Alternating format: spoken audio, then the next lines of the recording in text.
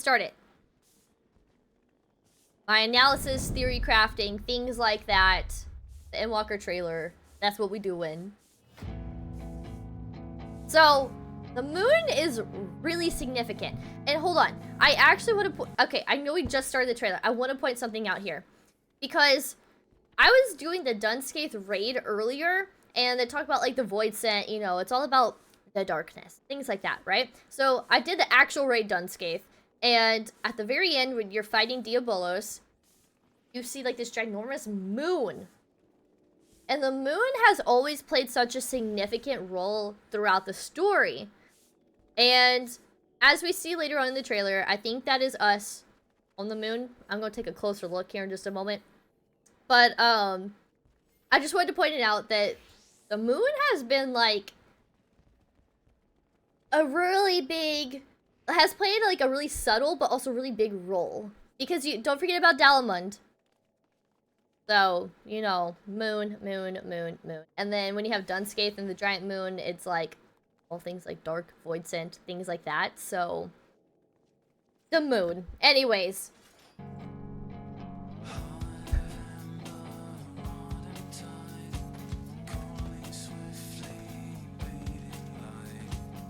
I love the detailing that they have on his armor.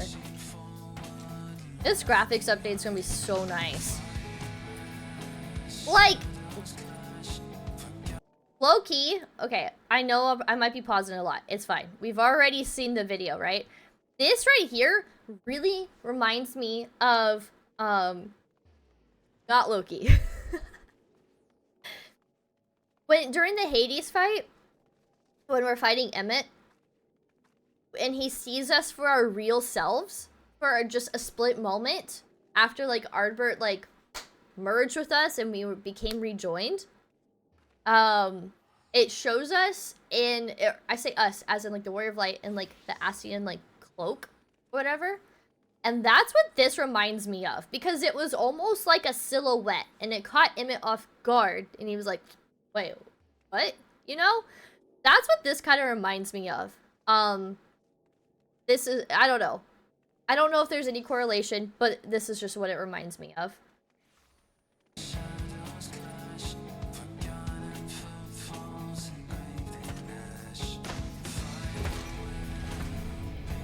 So that looks like the boot that, like, the Warrior of Light would wear, which tells me we might be on the moon, but I don't know how we're gonna get to the moon.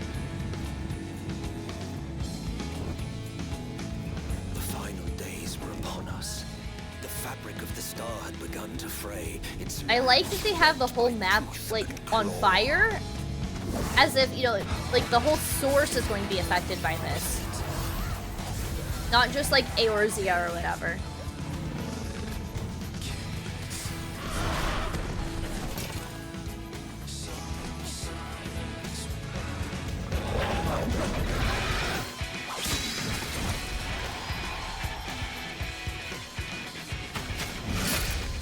It looks like we're going to be working very heavily with Alisei and Alphino in this, which I'm totally fine.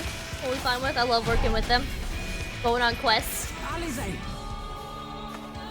I think that it's very, very interesting that Alphino has picked up Sage, and I cannot wait to understand why he changed job classes. But I think that it's also very significant to note that the Scions have gone through at least one job change, and from what I've been told, to change, like, your soul crystal to something else is, like, not something that just anybody can do. And we've seen that with Tataru, where she's tried to go off and, like, learn, like, a different job, and she comes back defeated. She's really good at crafting, but she's not good at, like, any sort of combat type job.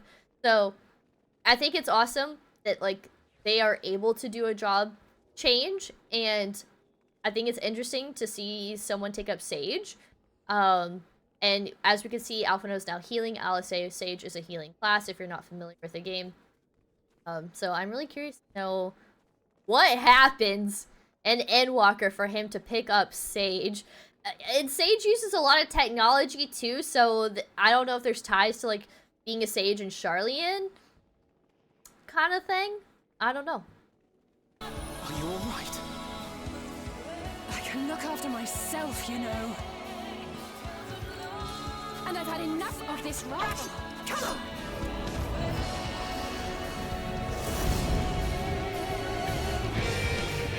As the chaos spread. So I'm not trying to be annoying by pausing every like single frame, but like I really am trying to do like a deep dive on what I am noticing as I am watching this, right? So see if I can just back it up. So right here, this reminds me personally, welcome back, Cog. This reminds me a lot of leading up to the Hades fight when we see the recreation of the final days that Emmett wanted us to see. But instead of fire, it's like blue stuff coming through the sky. Like, is this like some kind of weird like aetheryte lunar shard stuff? I mean, there's obviously some fire involved because like we have dragons and stuff, and like fire just can destroy like a lot of things at like one blow. But like I'm noticing ice. It's like ice, like an ice storm instead of like a firestorm or like a water storm from like a previous flood, right? Like I think they talk about the flood like in like Rauger's Reach and stuff. Like it's all involved with like a water type flood, if I'm not mistaken. And so when we saw the final days with the Asians, it was like a fire flood. And then on the sword, or on the first, there was like a light flood. So like I'm noticing a lot more ice shards, crystal type things. So it's like a new version of the final days, but like a different kind of calamity that maybe involves ice. That's what I'm noticing. Spread. The star seemed doomed to unravel, and yet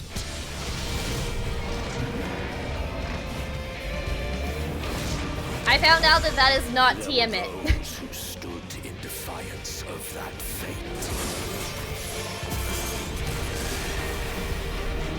That Stardiver move is just so good. The hour is come, Vritra.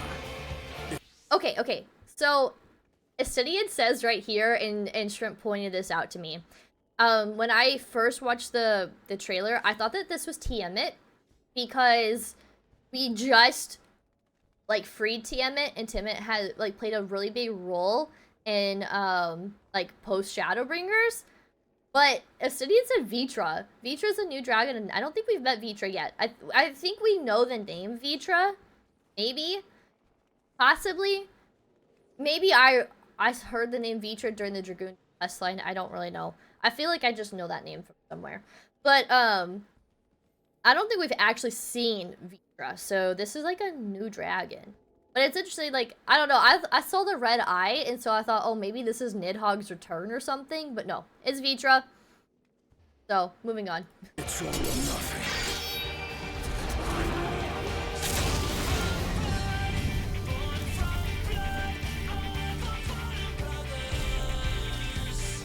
This guy pisses me off so much. Freaking Fan Daniel.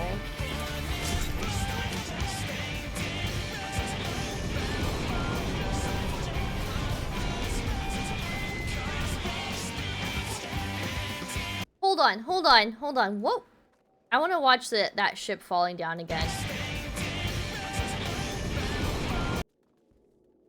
This isn't one of, like, Sid's, like, ships, is it?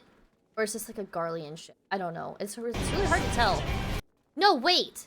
That's, like, a building. Is this a building? What if they bring down Azzy's Law?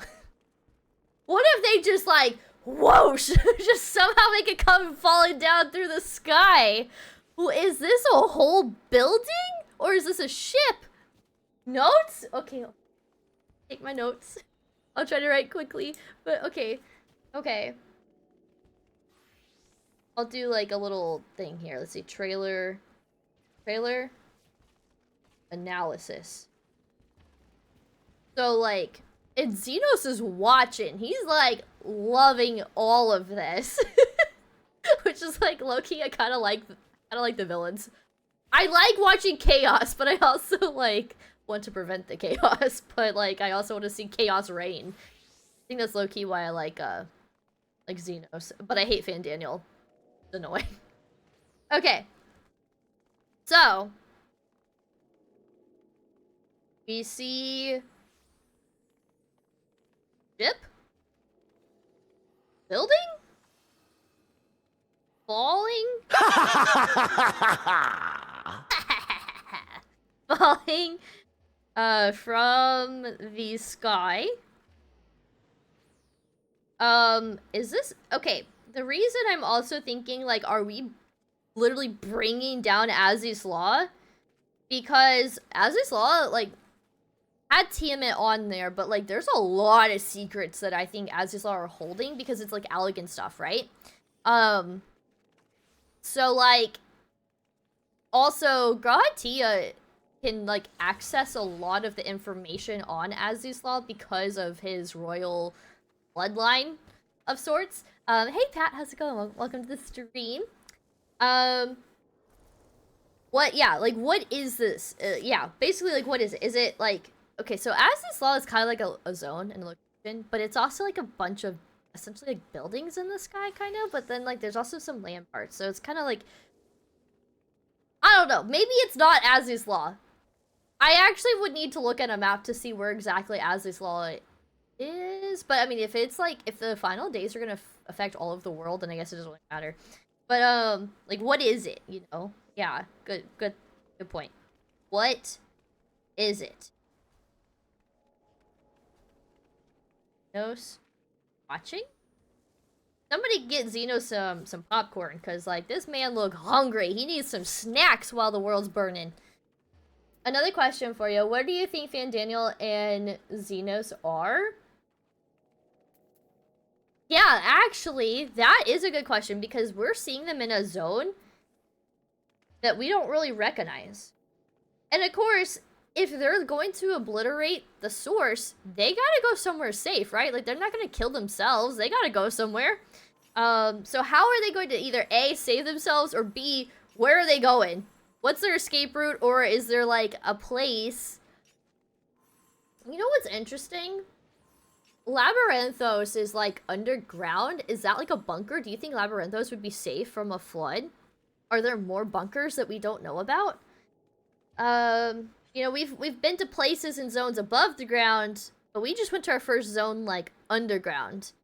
We're not talking about Copperbell mines. Obviously, mines are, like, going into, like, mountains and kind of underground. I'm not talking about mines. I'm talking, like, actual, like, zones underground.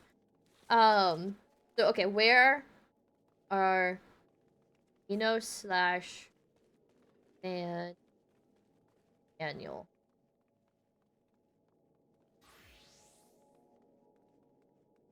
Okay. Get some context. Let's see. Fandaniel has stated he intends on killing himself. Oh, you're right. He does. But Xenos. Does Xenos want to kill him? No.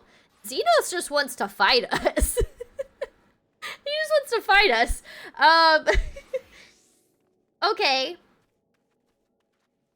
And something I brought up with Shrimp earlier, too, was, like, we trapped La Habrea in an Aura site, but did he actually die? We also did that with Emmett. Did Emmett actually die? Like, we don't really know what happens when you get trapped inside of an Aura site, I guess. Like, do they go back into the live stream and they find another body and, like, I don't know, you know? Or, like, I have more questions about the Aura site. We also know that Elidibus is basically trapped in the Crystal Tower, like Grahatia was. Which makes me not want to run the Crystal Tower raids right now. Not that I want to, because I've done them, like, 1,000 times. But it makes me not want to run the Crystal Raid Towers, because I'm afraid the second I open the doors, Elidibus is going to come waltzing out, like... So, Emmett isn't trapped. Not necessarily trapped, but we used a white Arsite to defeat him. But I guess it was used differently than the way we used it on La Habrea.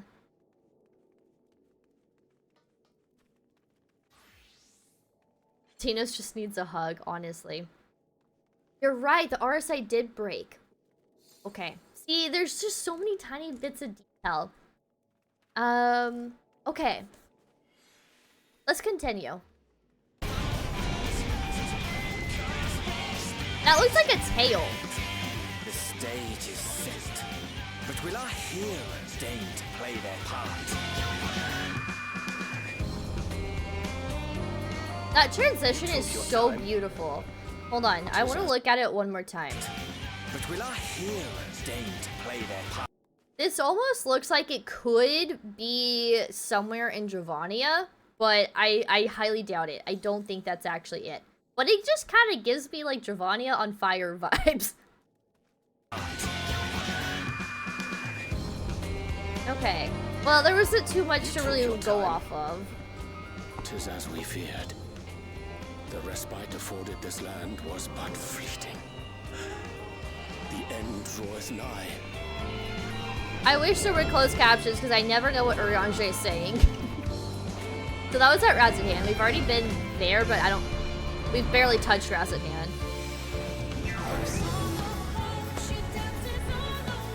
Okay. So, something that I've noticed with Old Charlian is that when we first arrived, it felt like we were on vacation, right? And this place is so beautiful. It is like very pristine, very clean, very high class, very like in order. But I feel like looks can be deceiving. I want to know, and the trailer kind of hints at it too, and I've done enough MSQs that we've already kind of hinted at it too, or it's been hinted at, that it's more like common knowledge. We know that Old Charlian's hiding something, but like, it feels like this vacation spot, this glamorous place, but I feel like there's just a lot of dark things happening behind the scenes, behind the shiny glamour. The shiny glamour is just for distractions, so people look away, so that shady things can be happen. This is Sussy Charlian, and that's what I'm calling this zone. Okay. The rest of the lands were given were short. The end is coming. Oh, wait, hold on. The respite that afforded this land was but fleeting. The end draweth nigh. Okay, thank you so much, Cog, because literally, like, Urianger talks, and it just, like, is jumble in my head. You like how that guy talks? Wait, are we talking about Urianger or Fandaniel? Or, like, I don't know what about you said that. It could be a new zone. It could be a new zone. I did see that comment when we were looking at Xenos and where he was sitting. They're hiding how many does it take the center of a tub? Cat Lord, come on now.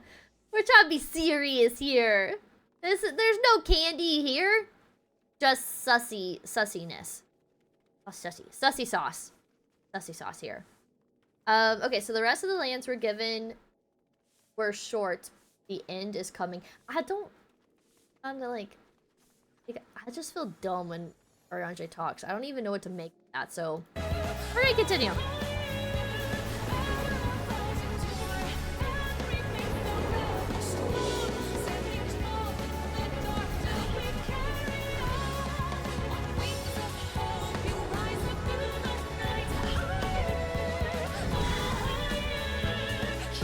I knew it. So, they actually talked about in the recent MSQs that people who are actual citizens of Old Charlian can go beyond the first floor of the library. So I'm assuming Grahatia could because he was like a student there, right? And they showed like a door with like a bunch of like chains and a lock on it, and then it like pans inward and you see Graha like inside of like this library. This feels very Harry Potter-ish to me.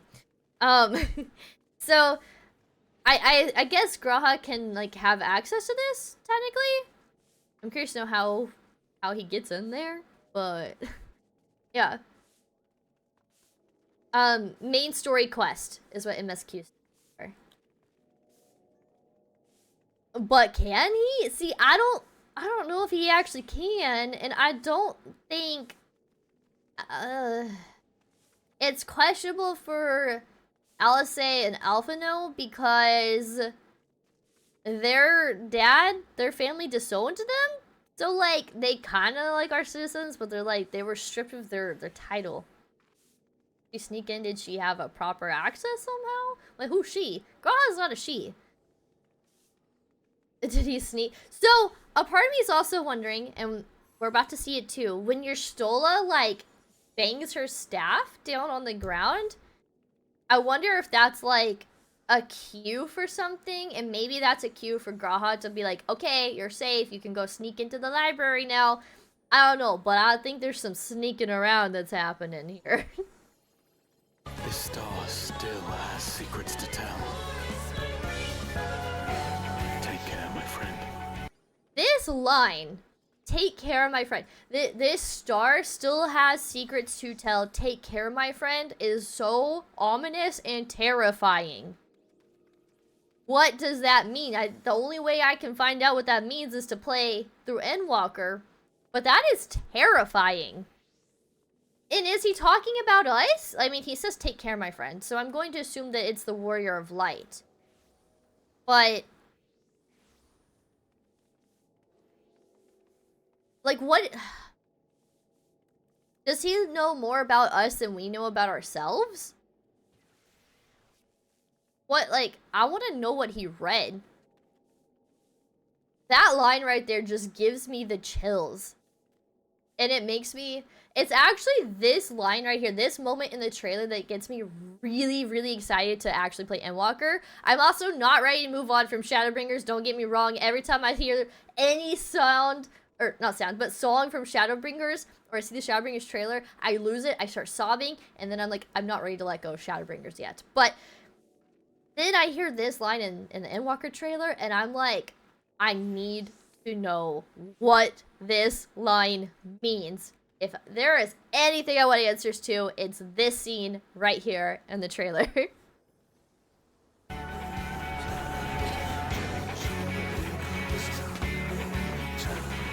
So this is Alphino's dad. Alphino and Alice. Keep its counsel while the world is lost to ruin. It would. Come what may, we shall. Why is he petting the map? He put his hand kind of like over... you don't know what's behind these clouds, but what we do know that this is like the Garlean Empire up here, I think is what it is. I looked at the map so many times, but I'm going off of memory for right now. So I'm pretty sure this is like Garlemald that we see up here. We don't know what's behind these clouds here. I think there's some secrets behind these clouds here. But it's interesting that, like, he carefully places his hand on the map. To ruin. He's covering up... what, is this Old Charlian over here, or is this Kagane? No, the Far East is over here. The Far East is over here. Okay, is this Old Charlian that's over here, or Razadhan? I don't know. I just find it very interesting how they emphasize his hand and, like, stroking the map. Very, very interesting. Do you think that's where Razadhan would be? Okay, I think, yeah, maybe you're right. Why is he covering up this area and, like, I don't know, the way he just strokes across it, but it just looks like his hand is carefully placed on the map to cover up something. It would. Come what may, we shall live on. We must. Do as you must then, but we scions will fight until the heavens fall, until our last breath. God, that gives me the chills whenever she slams her staff down. Like, that girl means business. I don't know exactly, obviously, like, what leads up to this discussion with, what's his name, Fortuno or whatever. Hey, Supercell, how's it going? Welcome to the stream. But I don't know what leads up to it, but she means business. And what the feeling that I get watching that moment is that there's a distraction. There's more going on. I think this is part of a plan. And in the background, we're all sneaking off doing also some sussy things, but we want answers. And so I feel like this meeting that Y'shtola probably barged in on, I highly doubt we arranged this meeting. I feel like she barged in on the council, and she's like, listen here! And he's just like, oh shit, let me cover up part of this map and things that we're talking about. And it's like she's creating a distraction. That's the feeling that I get. I'm feeling. So, okay. So now we see Xenos again.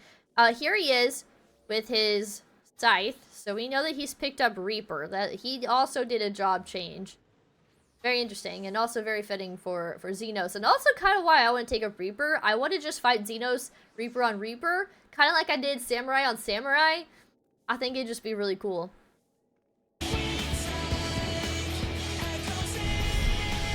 He's just sitting there watching the world burn. He's smirked a little bit, too. Okay. No! Hold on. I accidentally clicked on the red bar. My bad. Past the far edge of fate. Wait, where are we? I knew it. Okay. Sorry, I messed The up. star still has secrets to tell. Okay, so we watched that.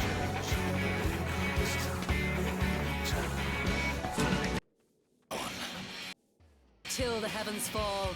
Until Okay, our it's like last right after breath. this. I was trying to pause it, and I accidentally hit, like, the little bar.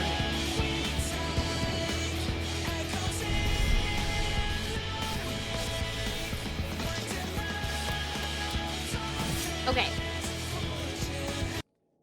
I wanted to make note of something here. When we were learning about Dalamund is red. It was a red, like... And as you look up at Dalamund, everything around it is, like, white. But now it's reversed, and now we have a white moon and, like, red skies. Obviously, the red skies are from the fire that's happening. And it's, like, a reflection off the clouds. But I just thought that the color imagery was really interesting here. Yeah, I do think that it's an ominous sign. You're still as queen. True. True and real. So, I actually want to do a You're Still a cosplay. I was just talking to Shrimp about that.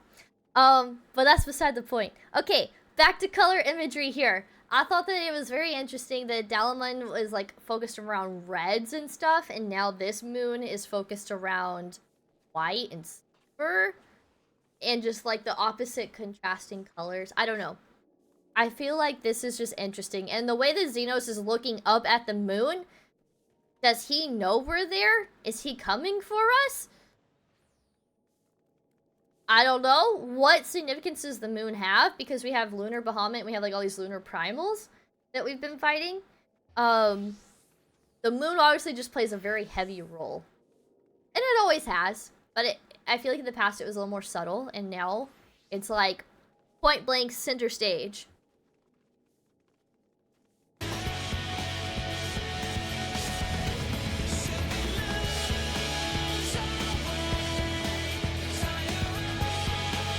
Why are we all looking up? Past the far edge of fate. A moon in his eye?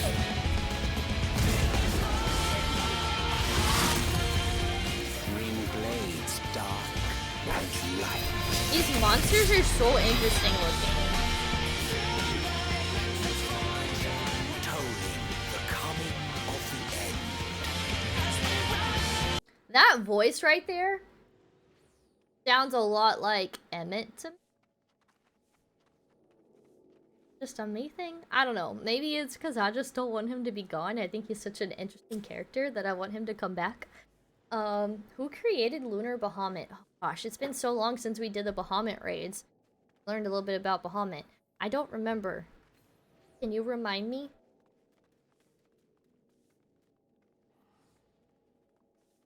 I don't think Shrimp's gonna do a Runar cosplay. You can try talking him into it. I don't think he's gonna do it. But,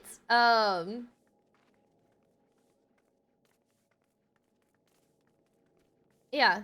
Either Tal, Tog, or Shrimp. Can you remind me who the loon... Oh, wait! I was thinking normal Bahamut. I'm sorry. Hold on. Lunar Bahamut. Wasn't it... Is it not Fandaniel who created Lunar Bahamut? Or is it, like, the Garleans? Man, I don't remember, and I feel like I should know this. I don't remember.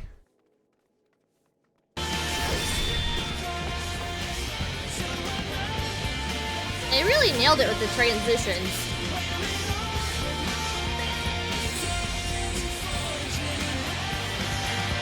Hold on. Hold on. Something I just noticed here.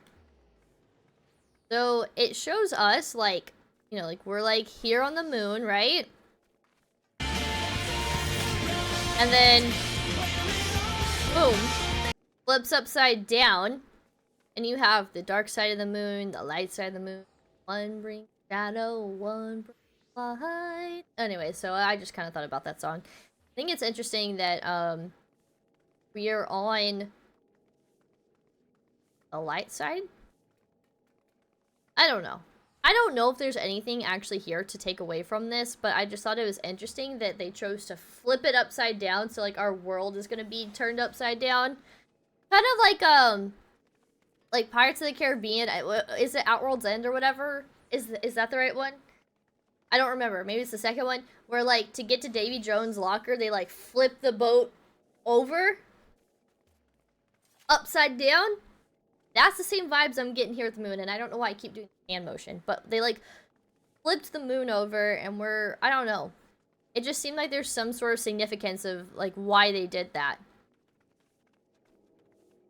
I want to know how it is. Like, how did we end up on the moon? That is one of the biggest questions I have. How did we get there? Did an Ascian yoink us over there? Kind of how, like, Crystal Exarch did with us to the first? Did they figure out how to yoink people over? I don't know. I don't know. Now, I do have a couple of theories that I want to explain here in just a moment, but let's get through the rest of the trailer here. There's a donut. Oh, that looks like an eye. And this looks very elegant. Like this, like, is a shard from Aziz's Law or something. I don't know. I don't know. Okay. So. I have a couple more. Like here. It's fall 2021. I can't wait. I know, right? I have some theories that I've kind of briefly discussed in my last SQ playthrough of Endwalker from the other day. But some things that are kind of going on through my mind right now is that I think that the Ascians and, you know, I guess kind of like an Ascian, is working with Old Sharlayan because Old Sharlayan, excuse me, they specialize in aetherology, and it makes sense because in order to summon primals, you need a lot of aether, and they're summoning lunar versions of these primals that we've already fought. So I think that that's really interesting. I think that they're working with the Sharlayans. Now, something else that I noticed, and something I asked a while back too, way back in Heavensward, when we first go to Idleshire, I wanted to know why all of the little mini aether crystals were broken. And then when you're in Old Sharlayan, you see these guys just like hauling crates of broken aether crystal, which I thought was a little strange to me. And a part of me is also kind of wondering, like, well, maybe they're breaking these. Maybe they like have a plan to break all these aether crystals so that people can't travel anywhere during this recreation of the final days. Like, we're actually stuck. You know, like, it's maybe they're gonna try and. We still don't know what these beacons are used for, but I'm wondering if the beacons are like a way to destroy these aether crystals so that everyone is trapped and stuck on this, like, in a general area. I don't know. Just a thought. But I find it fascinating that they break the aether crystals. It seems to be quite often. Or how are they getting these chunks of broken aether crystal? And what are they doing with it? Now, another thing that I also kind of noticed was that one of the last quests that we just did in Labyrinthos, I don't remember who it was. Somebody asked, what are they doing with these squirrels? Like, we had to go catch, like, this squirrel or something. And they were asking, like, what are they doing with these squirrels? And I was like, in my mind, I'm thinking that they're testing they're doing like some sort of like chimera testing kind of thing with these animals. You know, like we always use like rats and stuff to like test things on before we like bring it over to like testing it on a human. So I have a feeling that they're using these like rats as like test subjects or whatever, maybe doing some sort of chimera type experiment, which also was scary. Yeah, basically Full Metal Alchemist style. You say it does get answered in this expansion? Okay. Oh, nice. I do have a feeling that I will get a lot of answers in this expansion. I think I have a lot of questions. And that will get answered. But... yeah, I guess that's about where all my mind is. Trying to think if I have any other theory crafting that I have thought of. I know if I did, I know that I've mentioned more like in depth in my VODs. What like some of my what some of my crafting is, what some of my theories are. But I think that pretty much covers like a good gist of it.